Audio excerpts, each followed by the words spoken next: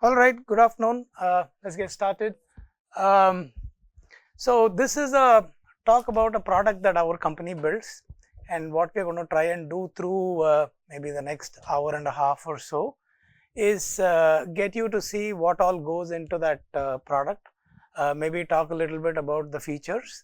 Also talk a little bit about the decisions that go into what electronics to put, what not to put. If you're putting certain electronics, how do you determine what capability it needs to have, so on and so forth, right?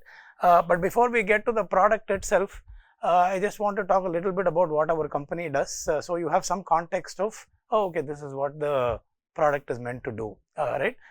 Do any of you ride a bike? Okay, do you ride bike for touring or for commuting? Do any of you ride for touring? Okay, you do. Okay, nice. So maybe this image then will be to your liking.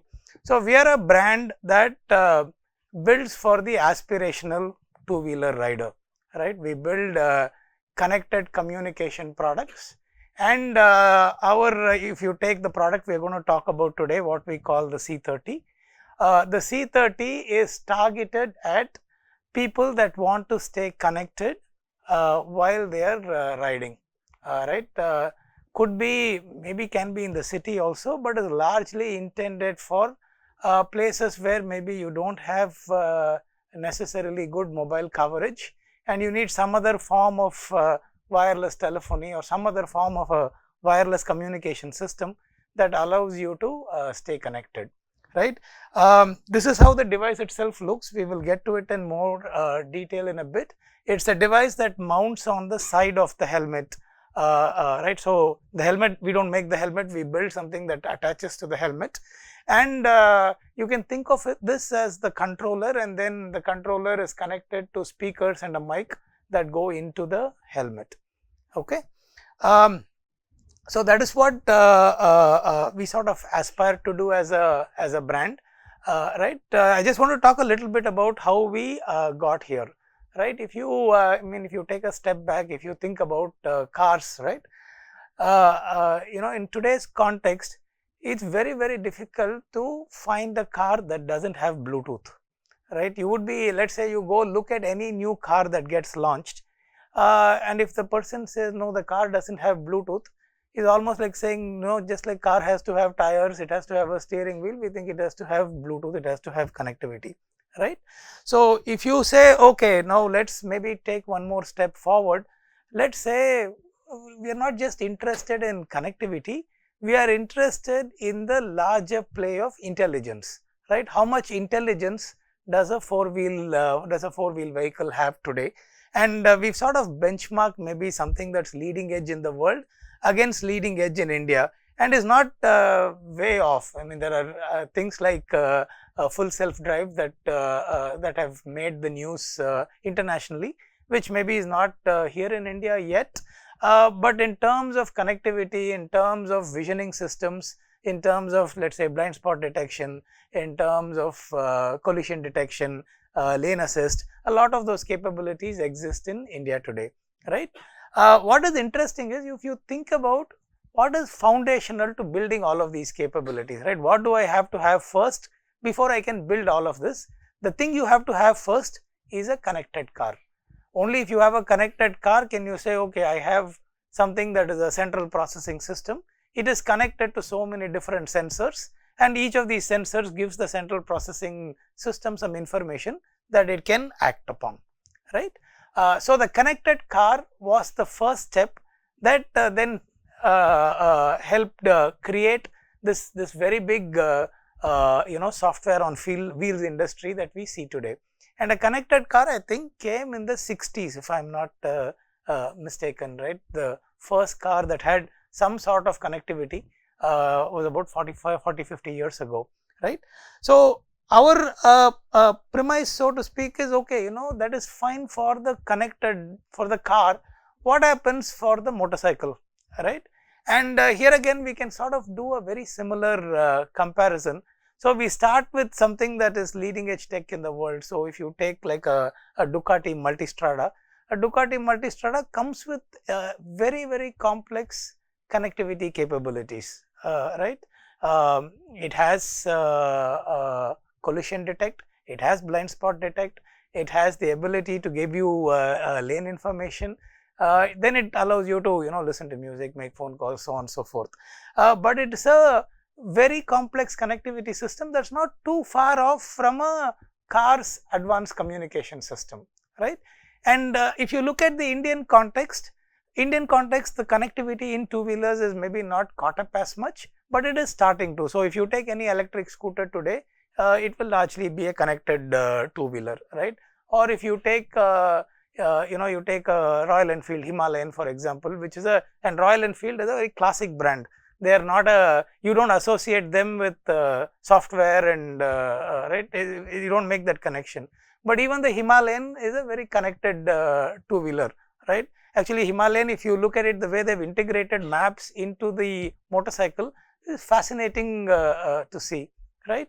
And but again, coming back to the electric scooters for a second, there are so many of them that offers various degrees of connectivity, right? And again, central processing system, number of sensors, and sensors now collect and give information to the central processing system, which can take action, right? Now, there is one distinction between the cars and the motorcycles or scooters. In a car, you're inside the car, your windows are up, you can hear everything.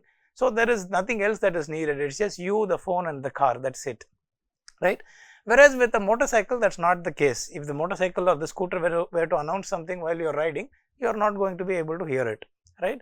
It is important for the helmet to become part of that connected ecosystem, right?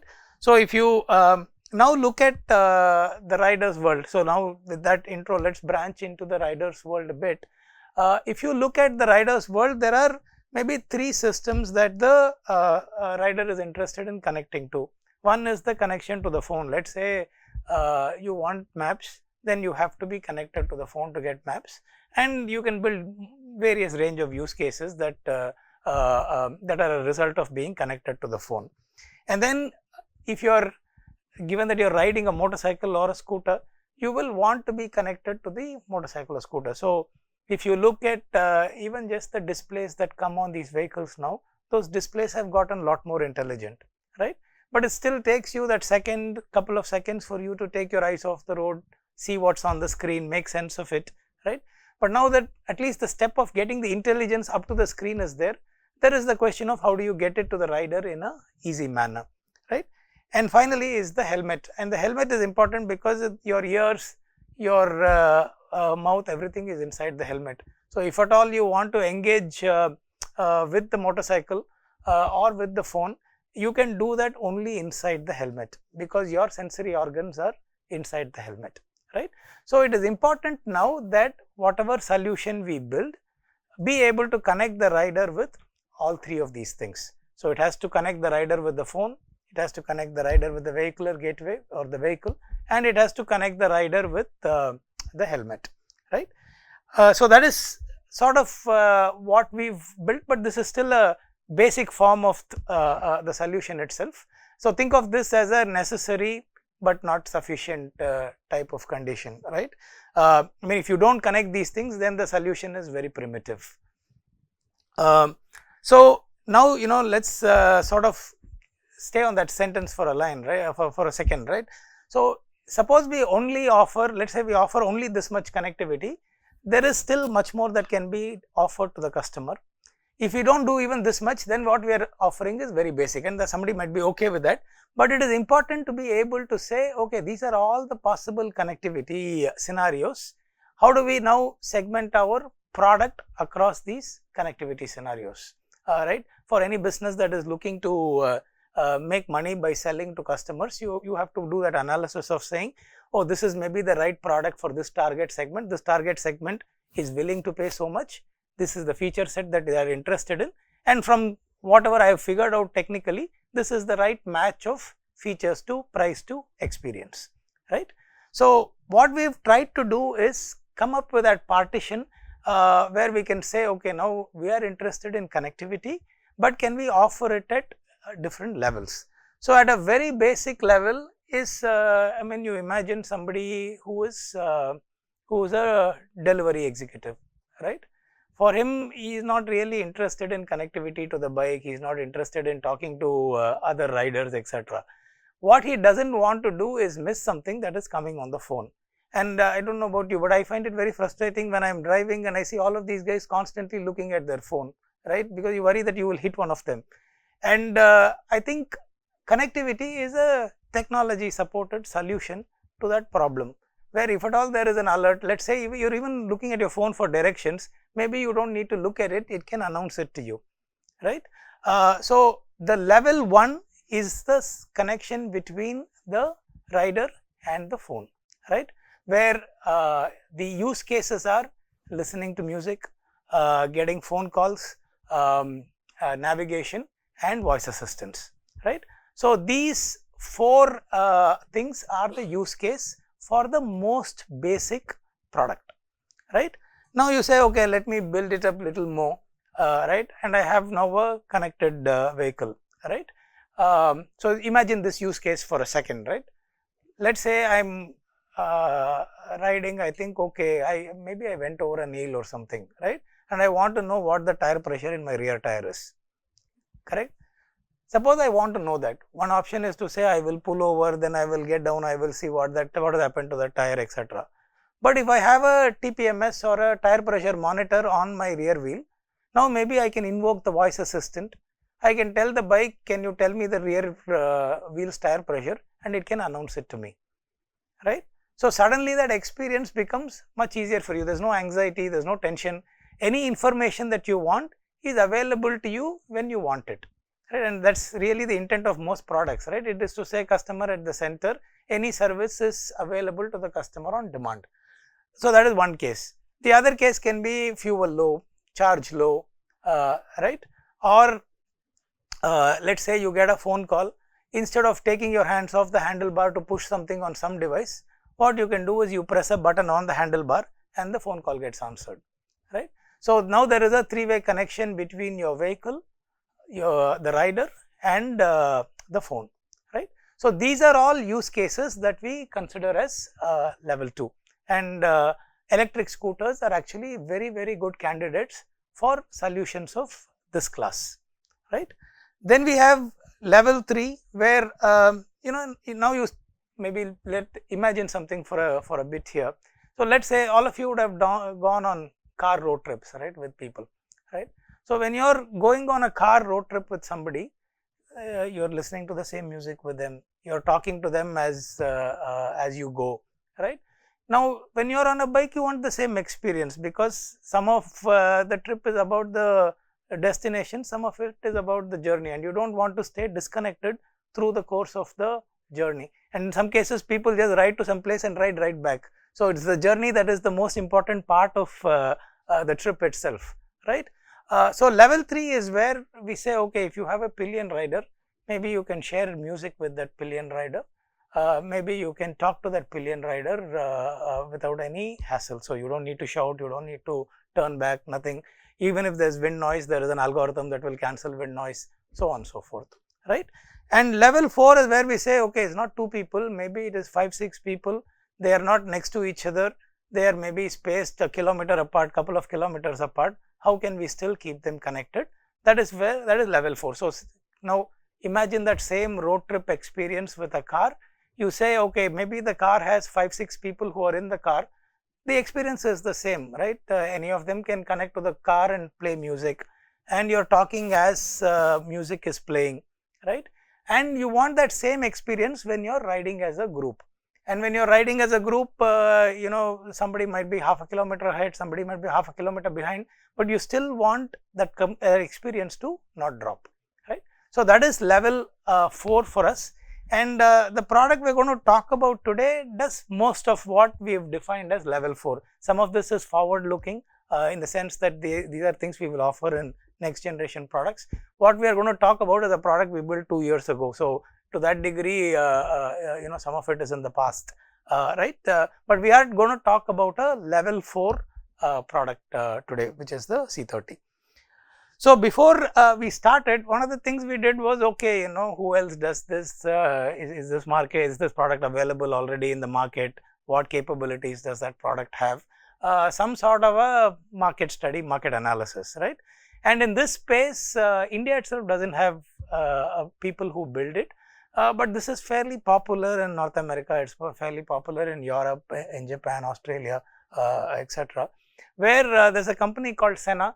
So Sena is a market leader in the space of adventure slash travel communication. So motorcycling, cycling, hiking, skiing, stuff like that. Right.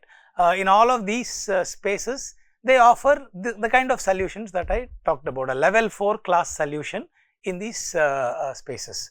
Right. So when we looked at the Sena, and Sena 50S is their top of the line product, their most premium product, right? We noticed that, okay, for the most part stuff is there, but they are missing some aspects of offering that we think is important, right? So if you take, for example, I mean, you take India, right? India is a very, very mobile sensitive country. Everybody is now comfortable with how mobiles operate. And the concept of an operating system upgrade, that, oh, I bought that phone, maybe I bought it 6 months ago, Android 14 went to Android 15 or Android 15 went to Android 16, I know how to update it, and I fully expect that I will be able to update it. I don't expect that, no, I have to change my phone because Android 15 went to Android 16. Now, if you are used to that way of thinking with mobile phones, you will automatically start thinking like that with any product you buy. That you think, okay, I buy the hardware today, I don't expect that in 6 months I have to trade in that hardware and change it just because some new feature is coming, right? Let's say, you know, there's some customer feedback, so the firmware got updated or the firmware got improved. At that point, the user expects that there should be an easy way for me to get access to that improved firmware. It's almost like, yeah, that is a basic expectation, it's not a premium offering at some level. So that is one gap that we saw with the with the Sena. The other thing we felt was, you know, they've still, if you look at both two-wheelers and four-wheelers, right, it's interesting that as an industry, they have made the transition from being electromechanical vehicles to being software-driven vehicles, right? If you go 20 years ago, a car or a scooter is an electromechanical device, right? Whereas you look at it today, it's a software driven something, right? Software is starting to get very central view into, or very central position into the whole experience, right? Now you expect any device to start behaving the same way, which means that it is important to say, okay, if I am connected to the phone, what all information can I get from the phone that is of use to the rider, right? So let's say the phone has GPS running, I need some help. Let's say I meet with an accident, or I want to tell people who are riding with me I'm here.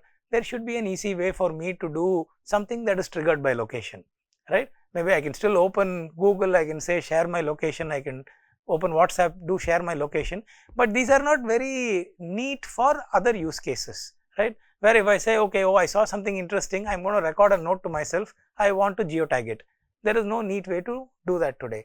So it is important for the product offering to be able to marry that hardware with layers of software experience, to be able to say, okay, I have this hardware, now it is going to talk to some service that is available in the phone to enhance the user experience. And there we saw several gaps with the 50S that we thought, oh, maybe this is a space that we can go after, right?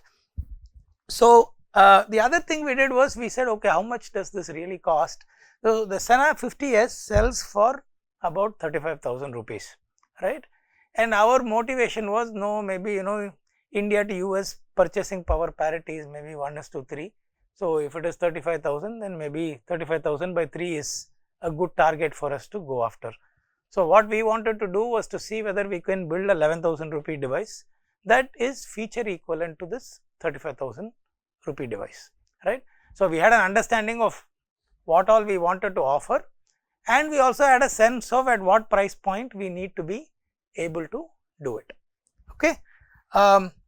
So that's the starting point, and this is the product we've built. I just want to walk through the features that the product has before we try to break it down a little bit.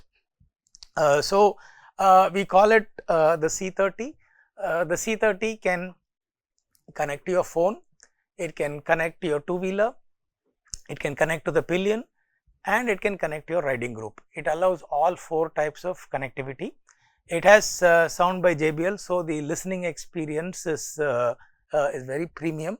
Ride Grid is our mesh intercom technology, which means that if you are riding as a group, right, it allows all of you to stay connected.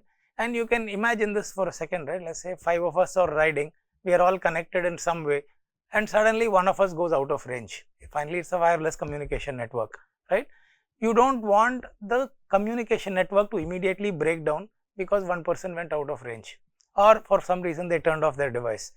What you want is an intelligent wireless network that will recognize it and reform, right? It will say, okay, we had a linear connection where A was connected to B, B was connected to C, C was connected to D. For some reason, B stopped to fill petrol. So now only A, C, D are riding. A and C should automatically make a connection, right? So it is important for the firmware or for that application to have the intelligence to make that connection, right? So that we call that technology as Ride Grid. The other aspect, and I didn't touch upon this in the previous slide, one of the drawbacks with the existing intercoms is the battery life, right? And it's interesting, when we think of if you apply an engineering view to battery life, right, you will say, no, I need 16 hours of battery, I need 10 hours of battery, I need 20 hours of battery, whatever, right? If you go ask a motorcycle rider, right, how much battery life do you want? What the guy will tell you is, I want to ride from Bangalore to Goa and I should still have battery left, right? So it is important to reframe some of these things in the context of, oh, okay, this is the use case. For that use case, it translates to so much time. So we did this sense of, okay, let's talk to guys who ride in the north, who ride in the south. What is the average run time that is needed for them to feel happy with battery life? And we decided that 16 hours is maybe that number. So competition today is at 8 to 10 hours, right? What it means is now you have to carry a battery pack with you. As you are riding, you have to plug in the battery pack, very cumbersome, right? Whereas you want to maybe charge in the night, then the next day you start riding, and until you stop riding, the battery is running, right? It is waterproof. IP67 is a water and dust resistance rating. IP67 means that it is waterproof to 1 meter of depth in water. So heavy rain, very heavy rain, all of that is okay because it can take immersion. Immersion is usually a much harder test than spraying water, right? And it's all completely done out of our facility in Bangalore. So hardware, firmware, software, all of that is built ground up by us. So just again some images for you to get a sense of where the device mounts. It mounts on the left side of the helmet, and it comes with a boom mic. You can see that boom mic in that, if you see the top picture, you can see where the helmet is modular. You can see how the mic itself comes around. And then there are 2 speakers that go into the, so helmets have come with speaker sockets. The speakers will go into the speaker sockets that are there in the helmet. Okay, so this is how the device itself looks. Okay, so let's very quickly background on what the device is, what we are looking to offer, etc., etc.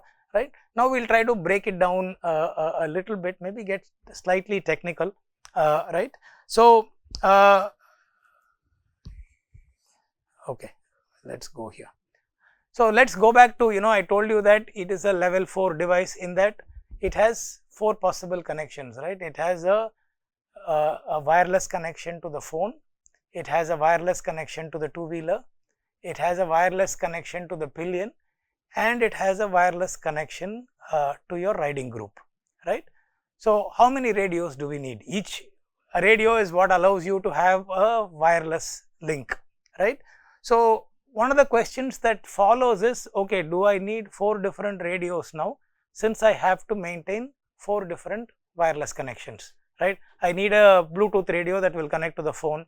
I need another Bluetooth radio that will connect to the pillion, a third Bluetooth radio that connects to the bike, and a fourth Bluetooth radio that connects to the riding group. Now, if you have so many radios on one PCB, chances are that the interference between those radios itself is going to disrupt performance a lot, right. So, it is important to say no, I can't have 4 radios, I have to ration the number of radios that I will support, right. The answer then comes from, okay, now if I want to minimize the number of radios, is it possible to do it in a way that I make more judicious use of the different profiles that are available to me. So, I can use maybe just 2 radios, but I am using all the profiles that each Bluetooth connection offers to support all of these connection scenarios, right. So, for example, your phone, right.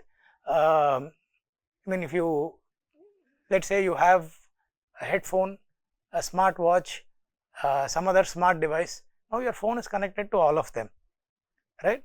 So, the phone with one Bluetooth radio is able to connect or is able to support so many different connections, right. And that is possible because there are two technologies, there is, or 2 standards, there is the Bluetooth classic standard and there is the Bluetooth low energy standard. So, there is some freedom there, and Bluetooth classic itself has different profiles. There is a profile for streaming music, there is a profile for playing voice, etc., etc. Now, how judiciously you use this allows you to minimize the number of radios, right. So, we have done with just 2 radios, and I am going to just show you the block diagram for you to look at. So, I do not know if the mouse, yeah, the mouse works, so that is good. So, at the heart of all of it, we have a STM F4 series, a Cortex M4 microcontroller. So, the audio processing, a lot of the connections to the peripherals, the control for the Bluetooth radio, all of that sits in this central microcontroller here. Like I said, it is a Cortex M4 microcontroller. It interfaces with 2 radios. We have one radio which is a TI radio that can support both a Bluetooth classic connection as well as a Bluetooth low energy connection.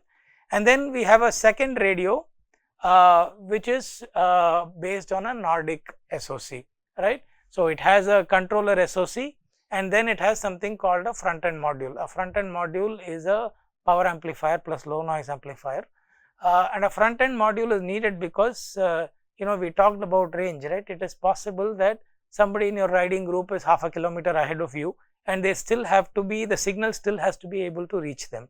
So, in spite of dispersive loss in the air, etc., if the signal still has to make it to somebody half a kilometer away, you need to keep increasing the amount of power you transmit, right. That is why a power amplifier is needed. So, those are the 2 radios. The other thing we have done for range for the same use case, that, oh, you have somebody half a kilometer away, the signal has to reach them. The mesh radio comes with an external antenna, right, an external antenna. So, if you sort of just let me just go back. So, if you see this here, right, that is the external antenna. What you see open, no, that is the external antenna. Now, antennas are defined by their radiation patterns. Their radiation patterns are susceptible to interference. So, for example, if you put it within a lot of metal, that metal acts like a Faraday cage, so you really do not get to transmit anything. Antennas transmit much better when they are operating in free space. That is why you have an antenna that can open out, because then it does not face any interference and it is free to transmit. Okay. So, just going back here. So, the right grid radio, which is our mesh intercom radio, comes with an external antenna, and then we have the charging subsystem. The charging subsystem, we went with the TI part, and it is a you know, you think about it as a user for a second. Once you give the product to the user, you have no control over what all chargers the user uses, right. So, what charging cable he uses, what adapter the user uses, none of it we have control over, right. what the adapter, I mean, when you're charging your cell phone, you take a cable, you put it into an adapter, right? That adapter essentially takes your AC power and then will do some sort of AC to DC conversion, step it down, and then provide either a 9 volt or a 5 volt power that goes into your device, right? Now this process is now it depends on what transformer did you use, how clean is this transition. So what can happen at times is that when you are going from 220 volt down to 5, it will steady state will be 5, but you might get a lot of transients at 12 volt, 9 volt, 15 volt, etc. Depending on the quality of the transformer, quality of the electronics used, or in other words, quality of that adapter, right? So next time you buy an adapter at from somebody who is selling it at a signal, you will know that okay, that is, if I pay 50 rupees, that's all the quality I am going to get, right? Which means that now the electronics that you are going to connect that charger to has to be capable of tolerating all these transients.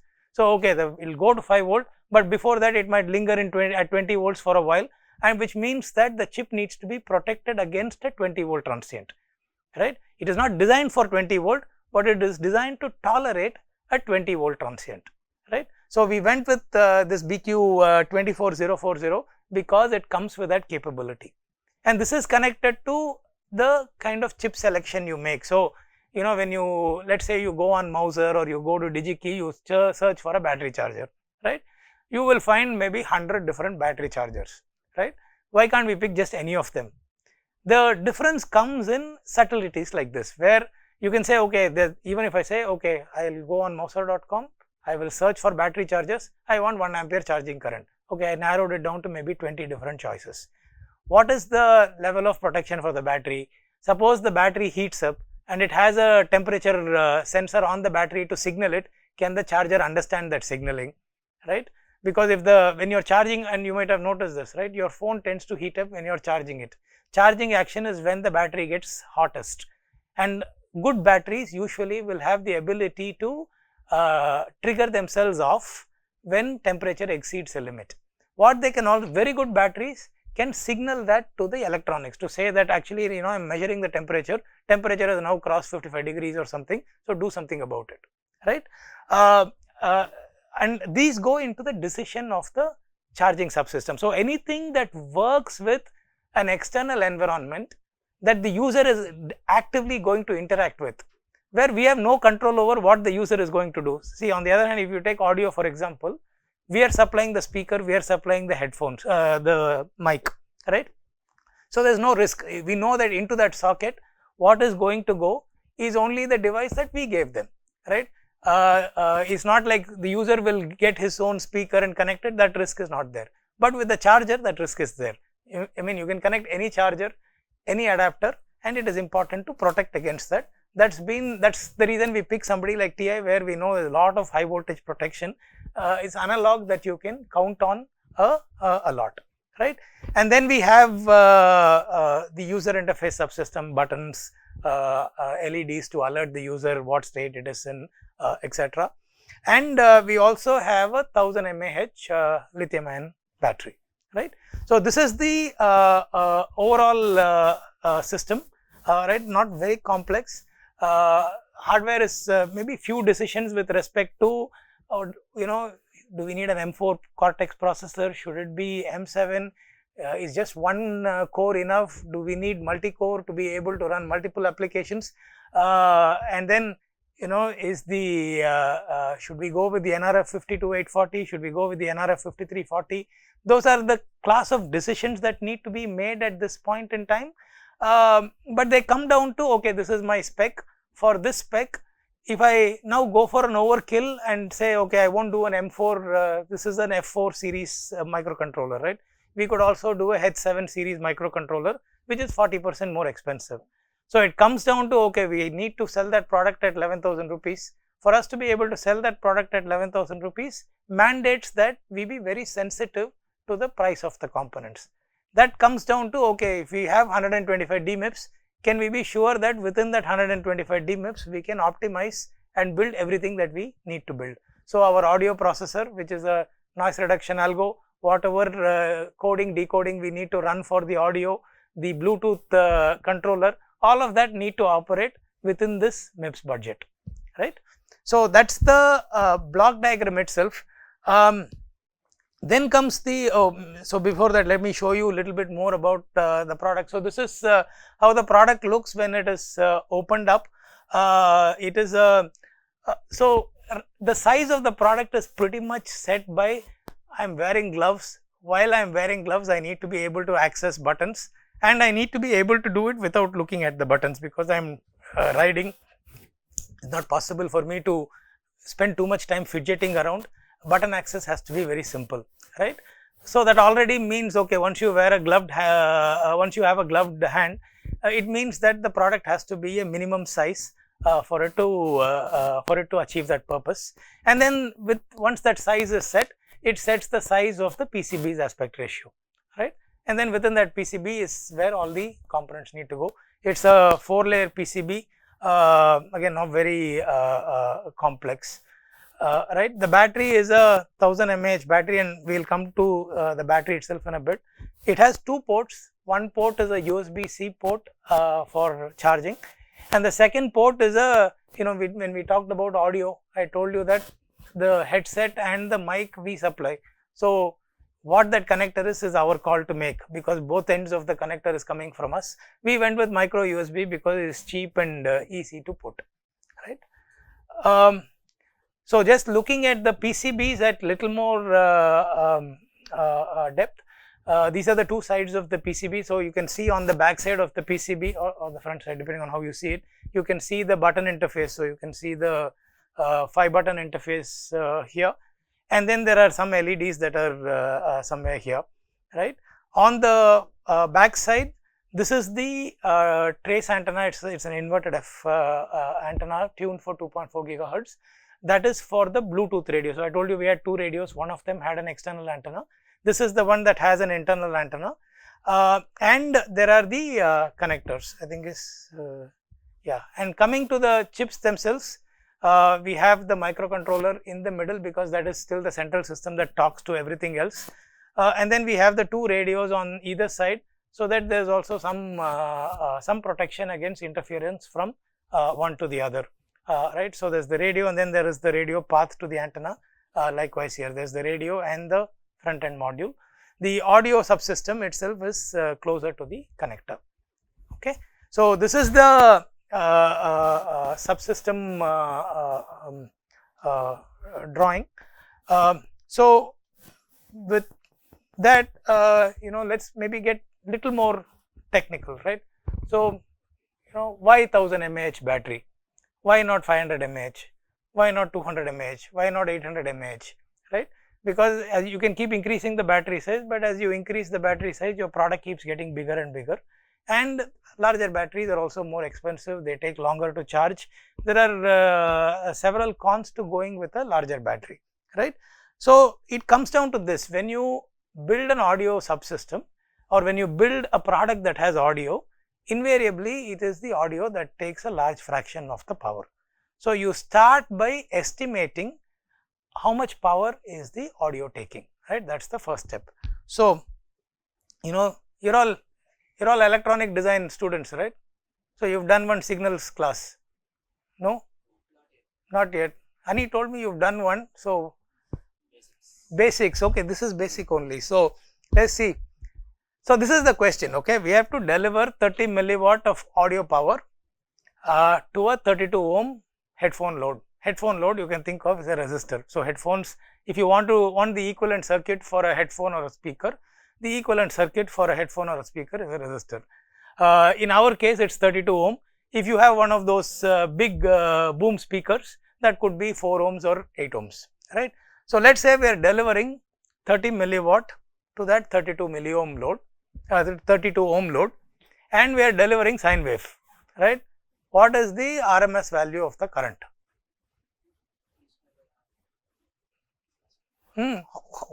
V square by R is not the RMS value of the current. What is the RMS value of the current in milliamps?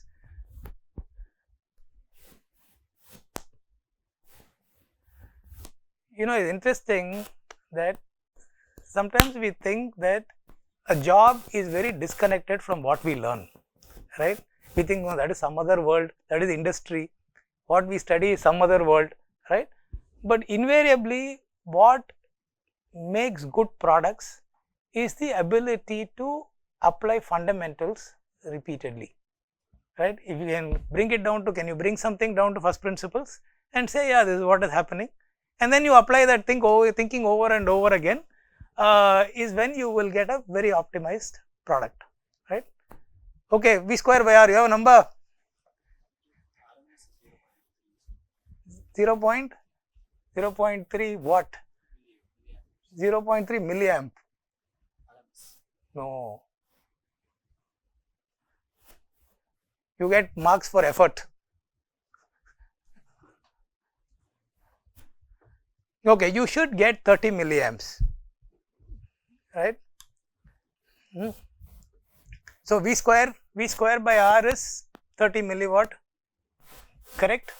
R is 32 ohms, so let's say 30. V square by 2R is peak by 2R.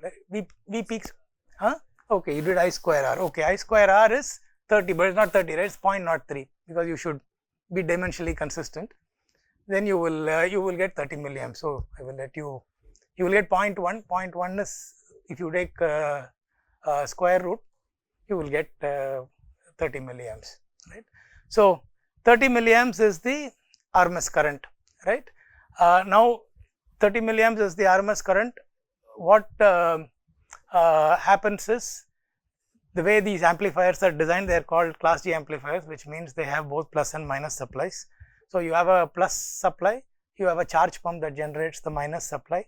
So when you look at the current that is drawn, this current is pretty much the current that is a rectified sine wave version of this current is what is drawn from the power supply, right? Now, you know, we calculated 30 milliamps, right? So the RMS voltage will be close to 1 volt, 30 milliamps times 32 ohms. So 960 millivolt, close to 1 volt, right? So if your RMS voltage is 1 volt, peak voltage is 1.4 volt or thereabouts, right? So now you want 1.4 volt sin omega t on that on this node, you want 1.4 volt sin omega t. So assuming a quiescent value of 0, you will go up to plus 1.4 and then you will go to minus 1.4. So that sets the limit for what VDDA needs to be. VDDA needs to be greater than this value so that it will allow the amplifier to swing to this degree, right? Now the battery itself is higher, right? The battery will go from 3 volt to 4.2 volt. So there is something called a step down converter or a buck converter that allows you to generate a lower supply, so that current that you take from the battery is lower, right? But the first step is calculating the RMS current, okay? Okay, so we got that. Now let's do one more thing. So let's say with the sine wave you get 30 milliamp, okay? But that's a sine wave. Now audio is not a sine wave, right? Has any of you heard a 1 kilohertz tone? You have, right? It is the most irritating thing to listen to, right? So obviously, you know, audio is not going to be sine waves. Audio is by its nature a signal that is going to be small at some times and then hits the peak once in a while and then is smaller again, right? So there is a term called peak to average ratio, or see, that's maybe higher frequency here. Oh, so that's 700 hertz. Okay. So what audio signal will do will be you know, small for some amount of the time, then hit one peak, come back, and then stay small again, right? The ratio of the peak to the average is called the peak to average ratio or the PAR, right? So now we said, okay, with a sine wave, what is the peak to average ratio of a sine wave? Root 2, right? Root 2 is 3 dB, correct, in dB. For audio, the peak to average ratio is 9 dB, okay? So if the peak to average ratio is 9 dB and you got 30 milliamp RMS value with a sine wave, what RMS value will you get with a audio wave? 90, 3 times. No, you should get lesser. No, the peak to average ratio is higher. So for the same peak, now the average has to drop. It is the peak that is set, right? Because now the peak is determined by the electronics. No, the amplifier cannot saturate. So if you can get 1.4 volt sin omega t, you can only get 1.4 volt of anything, It can't go above 1.4 because then the amplifier will give up and you will hear distortion, right. So, the average value will come down by 10 power 6 by 20, which is 2. So, if it was 30 milliamp with a power of 3 dB, with a power of 9 dB for the same peak, current will come to 15 milliamp, right. Every time you increase in by 6 times, it's 10 power 6 by 20, right. That is that's a factor of 2. Log of 2 is 0.3, no. So again, these are things that you should be very conversant with, because they are the backbone of any, you want to do any signal processing, right, or any calculations around signal processing. It is important to be able to straddle the decimal world with the dB world very easily, and also be able to do some amount of mental calculations to say, yeah, okay, this much. Otherwise, what will happen is you will either end up under designing or over designing your system, right. So once you estimate the current that the audio takes, now we calculated a certain current. There are 2 channels, right? There is left and right because we are playing stereo audio, so that current will double, and there is a DC-DC converter, so current will reduce on account of the DC-DC converter. But what you do is then you say, okay, now let me tabulate all the different currents that my system is going to take, which is sort of what we did. And we came up with something like 55 to 60 milliamps was the average current that it was coming to. And we were designing for 16 hours. So that said, okay, the battery has to be at least 880 mAh, and we picked a 1000 mAh battery. Okay. So a lot of this comes to, what battery size, what is the MIPS you want from the microcontroller. It is very possible to do a back of the envelope calculation that gets you to maybe 80% accuracy, right. And it is very important to do that, after which you can say, okay, now I will maybe do a proof of concept, test something, validate that the numbers I calculated are correct, etc. But the ability to do a first level back of the envelope calculation is a very critical aspect of any product development, right. And if you want to take away something from today, maybe that's the one big thing you should take away from this session, right. The product development world is not different from the academic world, right. What you learn today is what you will apply tomorrow, and the more deeply you understand what you learn today, the more confidently you can apply it tomorrow, right. So whenever you take a signals and systems class, pay a lot of attention. All of these things are very foundational. Whatever you work on, they will matter, right. So that's I took battery as one aspect, but you assume that when it came down to which chip should we use, what does its capabilities need to be, what microcontroller should we use, all of it has thinking along these lines, right, where we go back, we estimate, okay, first cut, how many MIPS do we need, how many MIPS are each of our sub blocks taking, what do we think is the largest contributor, are we confident about the largest contributor's contribution, and do we have enough margin to be able to support a future requirement. So when we say, okay, we calculated 880 mAh, if something else we need, we still have that 5%, 10% margin to be able to accommodate, right. One of the early slides, we talked about the 35,000 versus 11,000 gap, right.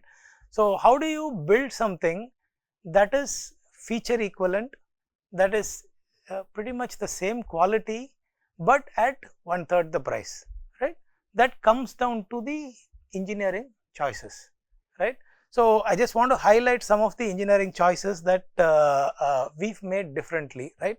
So our competition, for example, has a dedicated audio DSP, which is a Blackfin processor from Analog Devices for mesh intercom, right. And that is a several dollar part. Then they also have a license fee that they pay for noise reduction algo, license fee that they pay for the audio codec, so on and so forth, right. Whereas in our case, we've said no, we have one microcontroller, whatever we do, we are going to do within that microcontroller, right. So there's a lot of reuse that we've driven with that microcontroller, and we've not tried to say, okay, we need something super expensive. Can we, instead of a $10 dedicated microcontroller or dedicated audio DSP, can we reuse the $3.5–4 microcontroller that is already there on that board, right? And that translates into, 10 to 3.5 is like a 1:3 type of difference, right?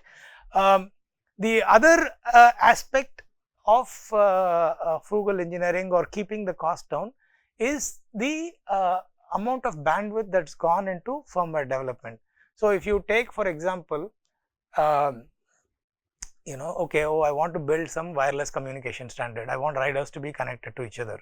One approach you can take is to say that I'm going to build my own, right?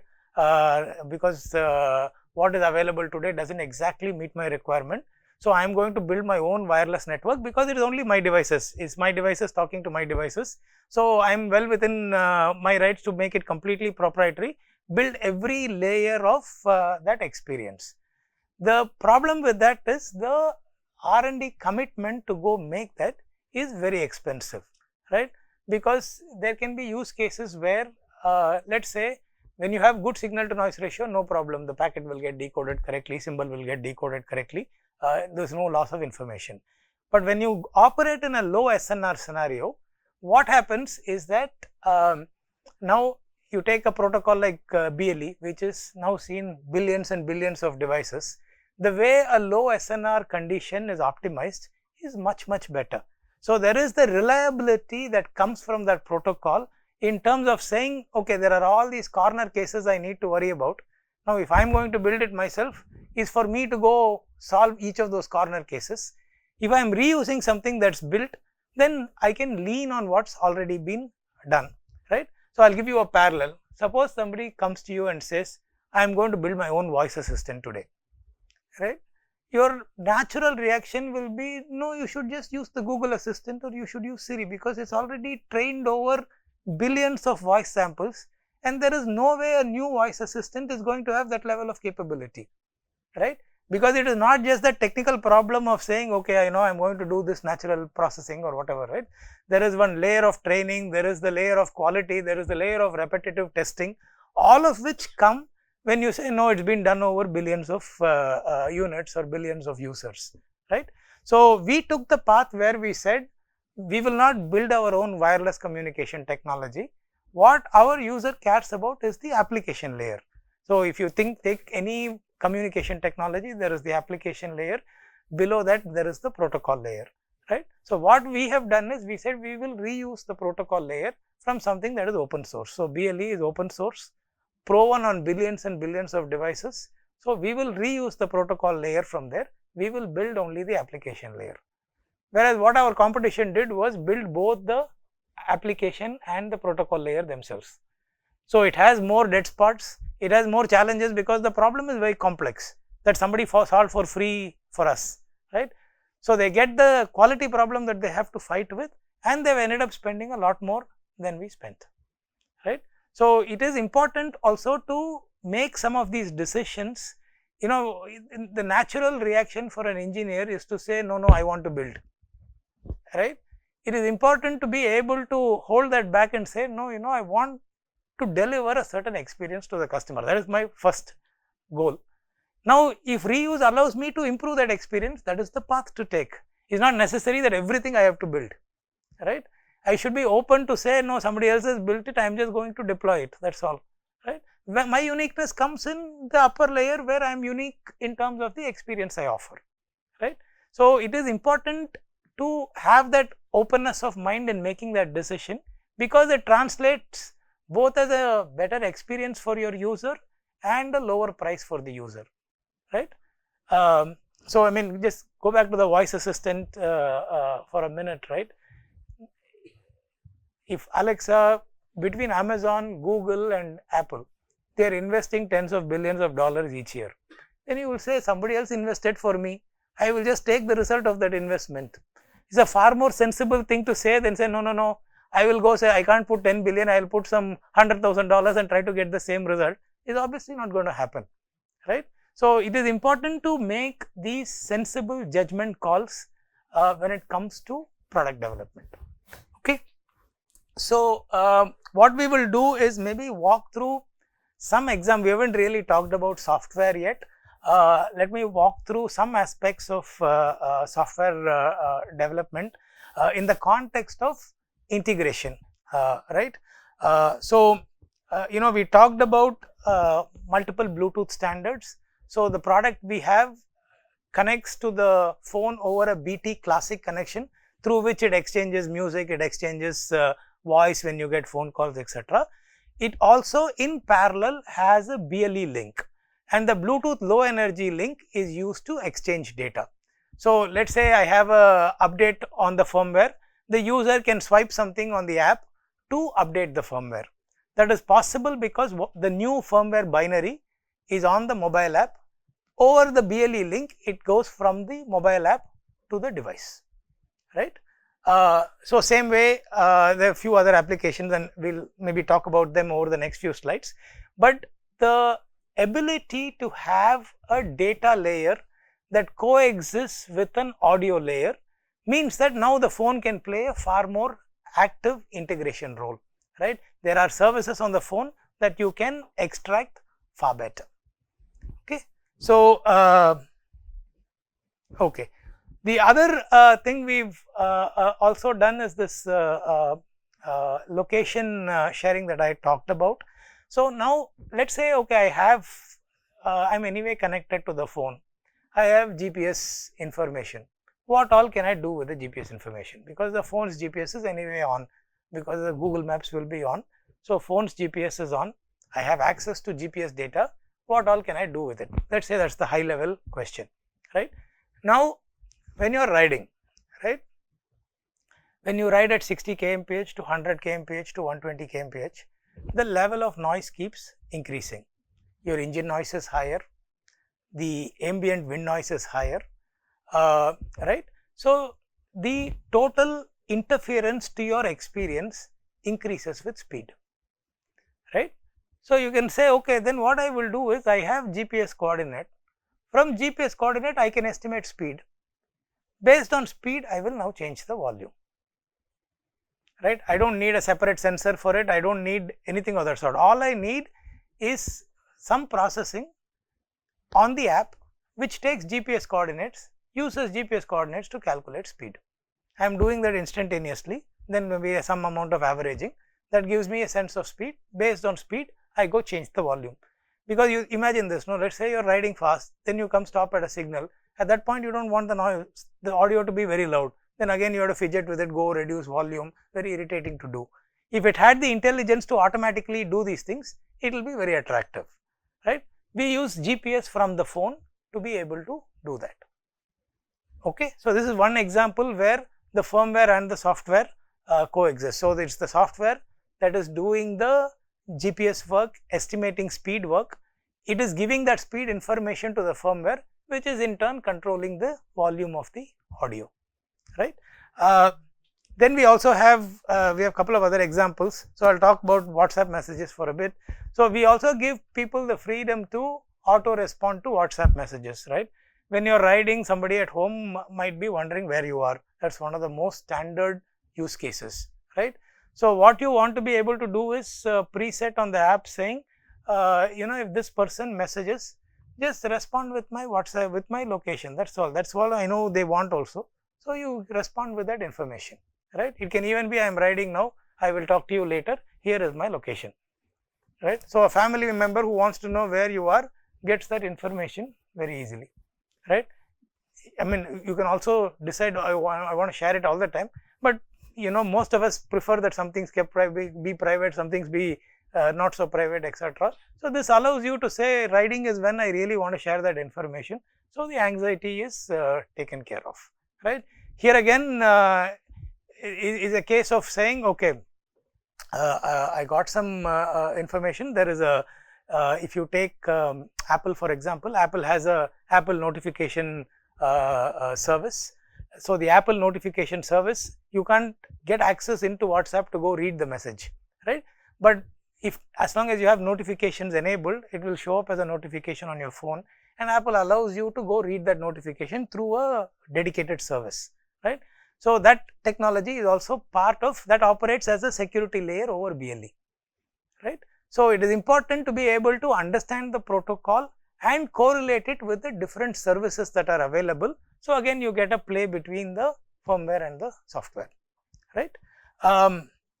So, that is some examples. The other thing we have done is, in terms of like I said, India very mobile savvy audience. Anything we buy, we first take out our phone to see, okay, does that product have an app, what all can I do, I want to set up my device with the phone, right. I really do not want to be pressing buttons and all that. So, it's very important that the whole experience around the device be driven by the app. So, even the manual, everything is integrated into the app. So, let us say you want to set up, you open the app, you open the manual, it has a step by step process with videos that allow you to get your device up and running. And there is no software hardware interplay here, but these are all like hygiene aspects that you have to maintain when you build a consumer product, right. The other aspect is when you are, like I told you, let us say you bought a phone, Android is upgrading from 15 to 16, in your head it is assumed that yeah, I will swipe one button somewhere and I expect that update to happen, right. Now, that should ideally be met for any hardware product you buy, where the hardware product is able to notify you saying that a new update is available, and once that new update is available, a swiping action or a very simple action allows you to get that new firmware binary into your device, right. So, the way it is done is, we have a service on the app that is every day monitoring the cloud for the presence of a newer version. Whenever it finds a newer version, it will download that newer version onto the device, and then once it downloads the newer version onto the device, it notifies the user with a swipeable ticker that a new version is available, and once the user swipes that, the BLE link allows them to move the binary from the phone to the device, right. In this version of the product does not support it, but in newer versions of the product, what we support is a case where you want to cancel that upgrade midway, all of that is possible. So, we do not really, I mean, it is an interesting thing, right. If you have too much flash, then if you have a lot of flash, you can say, no, I will first copy this, only after I copy this, I will erase the old one, right. But flash memory is very expensive, right. So, you want to use as little flash memory as possible. So, the first call we made, in this product was to say that no, once you start downloading, first we delete and then we overwrite, because the application binary can be quite heavy, it can be 500 kilobytes, right. I mean, in today's world 500 kilobytes might look like a small number, but in the electronics world is a very large number, because that microcontroller maybe has a 1 MB flash, right. Now, 1 MB flash needs to house a 500 kilobytes, 600 kilobytes application binary. You have no space to maintain two versions of that binary. You can't say, I will start downloading this new version, only after new version fully downloads, I will go delete the old version, right. You have to delete before you put. But if you delete before you put, what if the user cancels midway or something else happens midway? Now, there is no binary, right. So, that limitation is there in this version, but we have since found some interesting ways to get around that problem as well, right, without increasing the flash size. So, again, once you start with these limits of what is the cost driver? Cost driver has to be respected as a constraint. Then how do I apply my knowledge to get around the constraint, right? Then it comes back to things that you would have learned in your classes that you can apply, right? The other thing that we do is, so you imagine this for a second, right? So, let us go back to that car road trip scenario for a second. Now, let us say you are talking to each other and music is loud, right. Now, what somebody will do is either start speaking louder or reach out and reduce the music, right. It would be nice if it says, okay, somebody is talking, so I should automatically reduce the music volume, right. And you imagine Google Maps for a second, right. So, let us say you are listening to music and you have Google Maps active, right. Every time Google Maps wants to make an announcement, your music will fade, Google Maps will announce, and then your music will go back to full volume, right. It's an experience we take for granted now. It's a very very neat experience, because you know at that moment that is my priority. That's all I want to hear. I am not interested in the 2 seconds of music. I want to know whether I should turn left or not, right? So what we've done is something essentially similar to it. So anytime somebody is speaking on the intercom, music volume will dim, you will hear what that person is saying, and then the music goes back to regular volume, right? This is again, it's a complete firmware implementation. There's no software angle to it.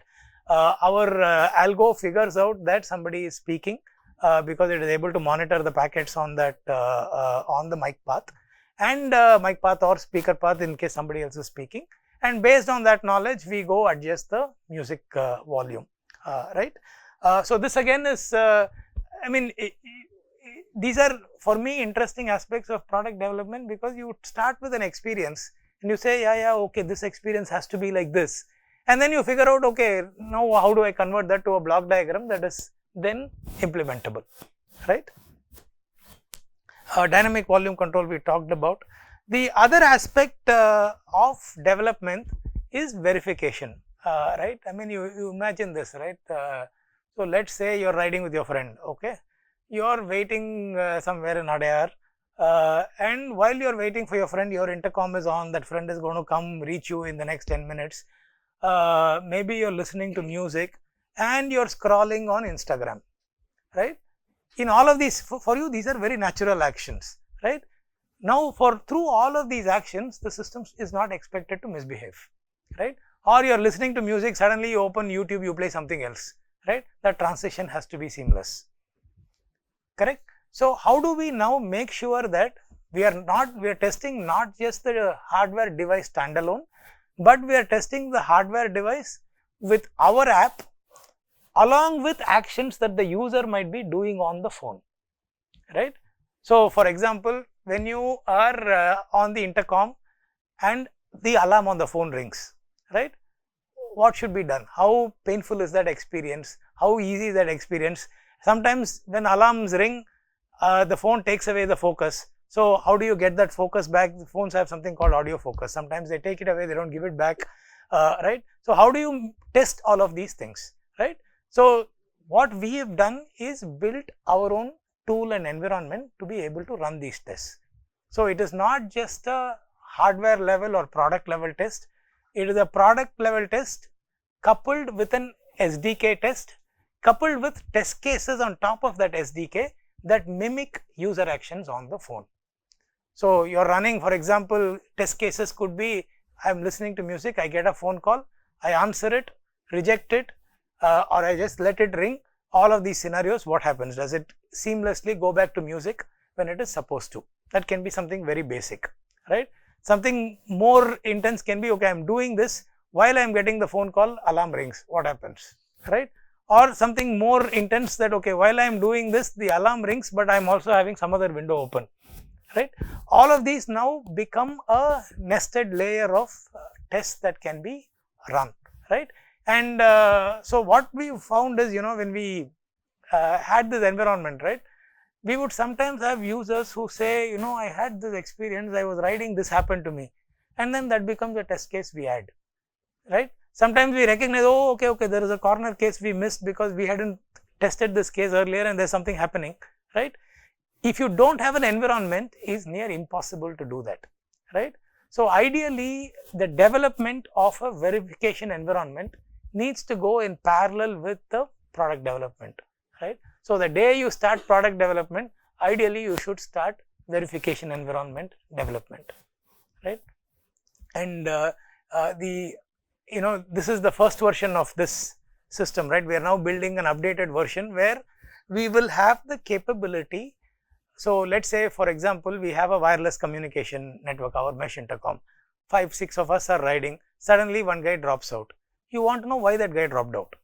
That is not a test you can repeat in the lab, because when you repeat in the lab, it might not happen, right?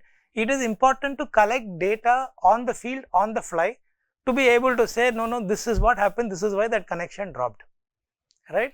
Now you can also measure, okay, connection dropped, within how many seconds did it reconnect, so on and so forth, right?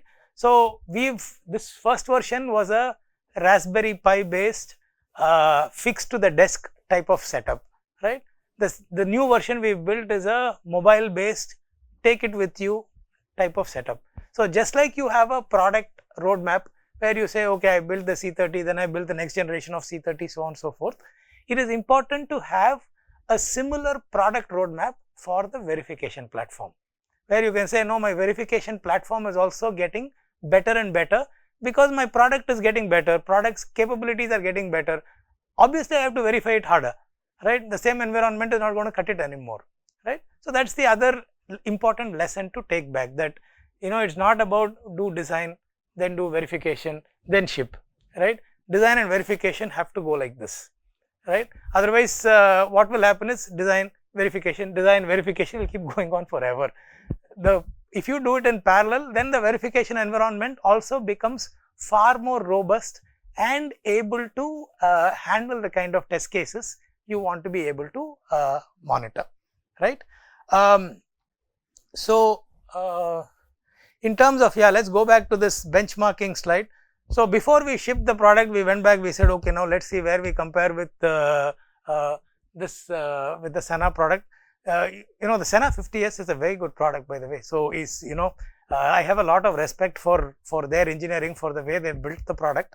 That said, I think in the Indian context, where price plays a lot of role, I think it is important to maintain a certain affordability for the customer, right? And I think in a lot of ways, I feel that is our biggest differentiator at this time, right? And that sort of is my last slide, and that is sort of been validated by users, right? And I think Amazon, is great because it is completely blind. You don't know who's reviewing, who's saying what. You can't manufacture reviews. It is a very, very great indicator of exactly how much resonance your product is getting with your target base, right? So we monitor this very closely. We talk to, the other aspect of product development is, in general, you would have studied this, right? In control theory, you have a feedback system. If you have proper feedback systems in place, then your system is stable, right? You have to extend that and apply it to every aspect of development, right? Whether you're managing people, whether you're managing product, feedback is an integral aspect of making something better, right? And this allows us to go listen to customers, understand what the gaps are, what can be better, and some of that we will now roll into subsequent generations of the product, right? So that's my deck. If you guys have questions, I'm happy to answer them for you. Yeah, sir. So my name is Yash, and I'm not from the electronics background, but rather from data science and computer science background. But I do have a lot of experience in designing embedded software from quite a bit of time. You mentioned regarding getting around the flash restriction. So nowadays, what in my experience, what the networking modules, they are so much integrated that the only cost aspect you can reduce is RAM and flash. So how can you give more insights on how you got around like uploading firmware without deleting the existing one? Is there some software trick like? It is not a software trick. I also don't want to teach somebody who shouldn't be, as in not you. This video will go public, right? So I'm sensitive to who listens to this going forward. So what I will say though is that there are different types of memories available. Some are permanent, some are not so permanent. Now, how intelligent can you be between using the permanent and the not so permanent memories? And so one more thing. In modern smartphones, the networking stack is so much complex right now. Correct. So is it possible to configure that stack in such a way to achieve long-range peer-to-peer communication similar to this device? See, now that is again in my mind. Now going down that path is like trying to build your own voice assistant path, right? You are right. What you're saying is very correct. It's very complex. We don't own any piece of it. Why do we want to get into it? We are users of it. We have to have very clear distinction between whether we are developers of a technology or users of a technology. Wherever we are developer of a technology, we need to go all the way down to the very bottom and see what can be done. Wherever we are user, we have to go down the path of is an API call available for the service or not. If not, give me an API call for this service, because that's all I want, and that's all I'm paying for also, right? So the answer to your question is yes, it is possible to. So if you take China for example, in China cloud intercom is very popular, right? Where plus in India what happens is, let's say you are driving from Bangalore to Goa, you will go through multiple Ghat sections where you have no connectivity. So cloud intercom as a use case is not so fantastic, and in fact in Ghat sections is when the connectivity really adds the value, right? But if you have a country where connectivity is terrific, then cloud intercom is a very good because the range goes away from the question, right? Latency is not too bad with advanced, let's say you have 5G network, latency is not a problem. So something like, I mean, the gaming industry uses cloud intercom, and gaming is super latency driven, right? So if they can do it, definitely voice based intercom can do it, right? So I think where connectivity enables it, it is possible. And even there, I would take the view that it should be an API service driven approach, not a develop. You don't go tinker with the stack. You say, no, it's a service, give me API calls I can make, I will work with those API calls. What about peer-to-peer connection, like from direct phone to phone, smartphone to smartphone, instead of going through the telecom route? No, phone to phone, you will not get range. Phone to phone will be, so phone to phone I think is handy whenever you want to sync. So for example, you can say, okay, you maintain some data on your phone, I maintain some data on my phone. Whenever we get into the same wireless network, at that point we will sync. But as a real-time information exchange, not very effective. Range will be very limited, right? So if, for example, let's say I have to airplay a photo to you, very reliable, right? But the same thing, if I want to do over 100 meters with both of us not being on the same wireless network, very poor experience. And that I don't think they are even trying to solve that. That's not a problem of interest to them. So if I understood correctly, you are using amplified Bluetooth to connect rider to rider. Correct. Increasing the power. Correct. And the reason you gave us, it was open source. The protocol. Correct. So why did you choose that over something like Wi-Fi or LoRa or Zigbee, or was that in consideration at some point? Good point. So LoRa, for example, now there are two things at play, right? One is the range you want between riders. The two is the throughput you need to maintain to be able to have a voice conversation between riders, right? You take something like LoRa, throughput is very low. LoRa is designed for exchanging few bytes of information. The highest you can get is maybe a few kilobytes, right? Voice invariably needs more. Otherwise, the quality of voice will be very poor, right? So once you factor in, okay, I need to have so much throughput, the choices are very few, right? So we could have maybe looked at Wi-Fi also. We just proceeded with Bluetooth. LoRa we evaluated, we spent a fair bit of time on sub-gigahertz radio, and then we decided that maybe there's a third aspect also, which is whether the band is free and common across all the countries, right?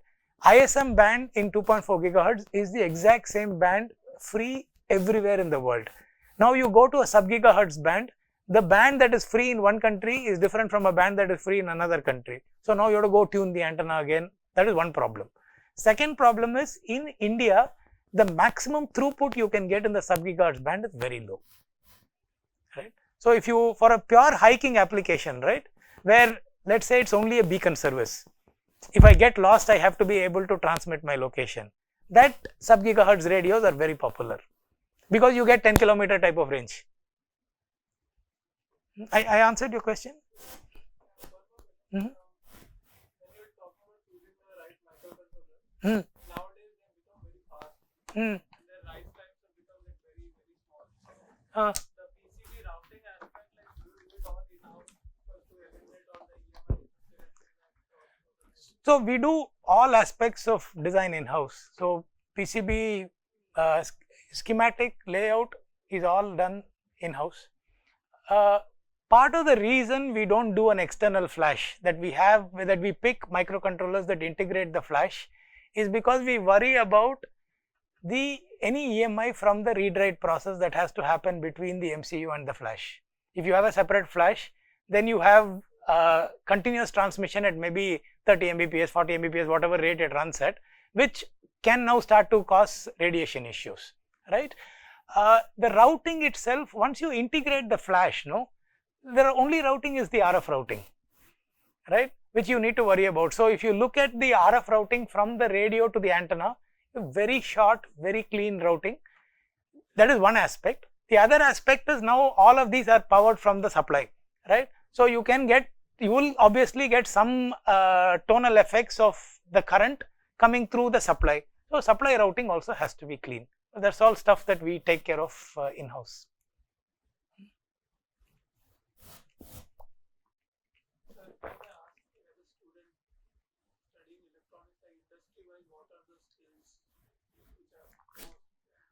I think they're not very different from,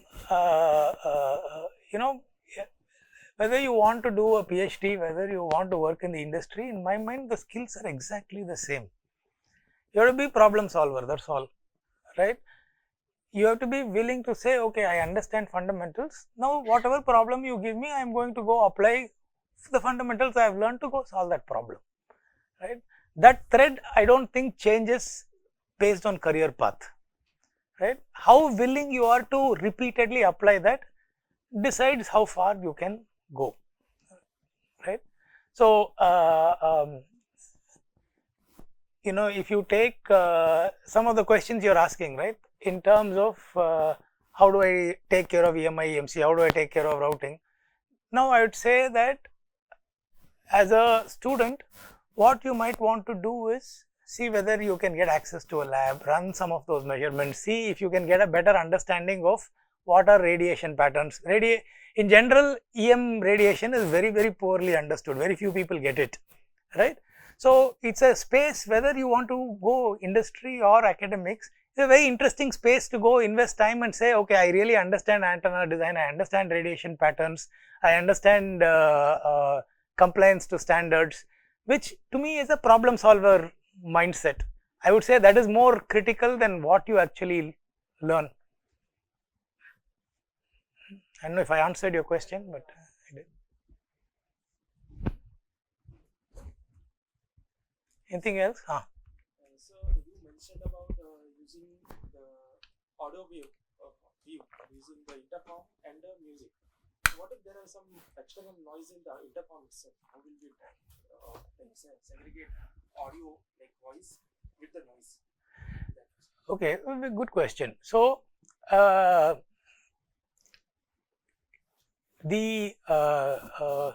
are two ways in which that can be done. So it boils down to the quality of the noise reduction algo, right? How well that algo operates, right? So you can either build a signal processing / DSP based algo, or you can build a neural network based trainable algo, right?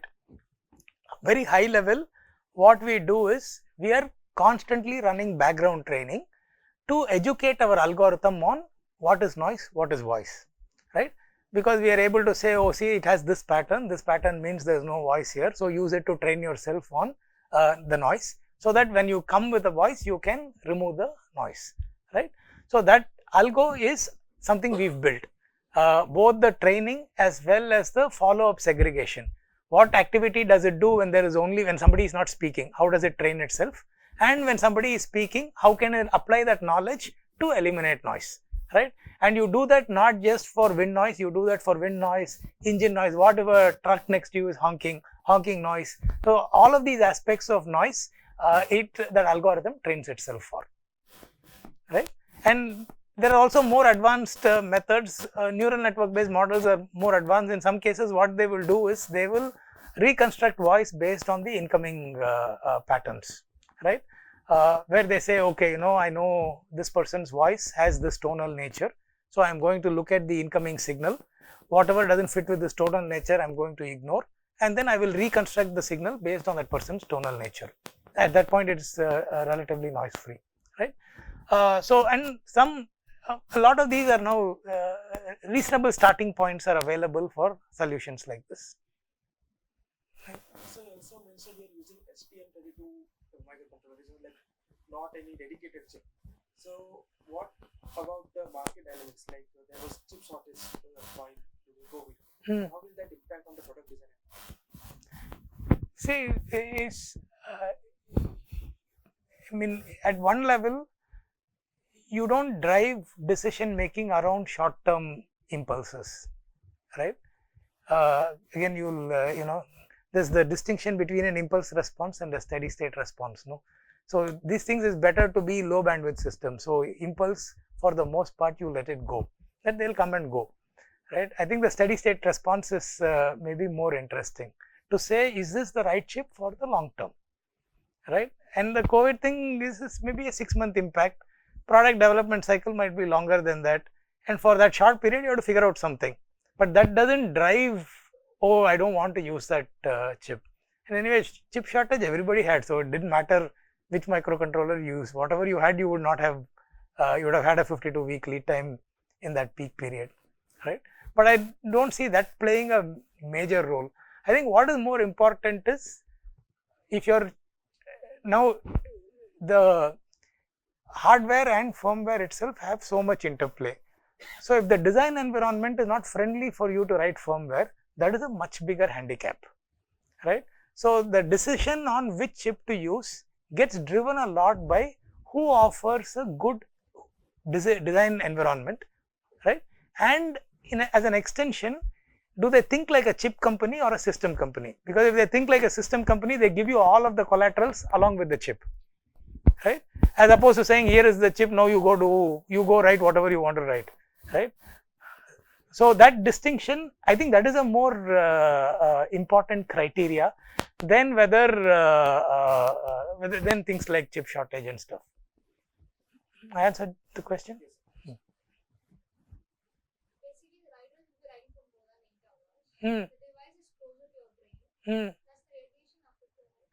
So, see, we've compared with the cell phone, right? The cell phone puts out about 1 watt of power. We are at 1/10 that power. Cell phones are also a lot closer to the ear for extended periods. So that is a big factor for us to say it is okay. Test wise, there is something called the SAR test. SAR is part of that certification test. The SAR test allows you to say, yeah, this is safe from a radiation standpoint, right? Here the device, there's also the helmet between the device and you, so that also gives you some amount of shielding. But the test we pass is called the SAR test. That is for the use case you're saying, no, or for the concern you're raising, that is part of the CE certification to say, okay, this test passed, so you're good to make that claim. I think they say that as long as the device is within 2.5 or 5 centimeter of the human body, you have to run that test. That's my understanding. I answered the question.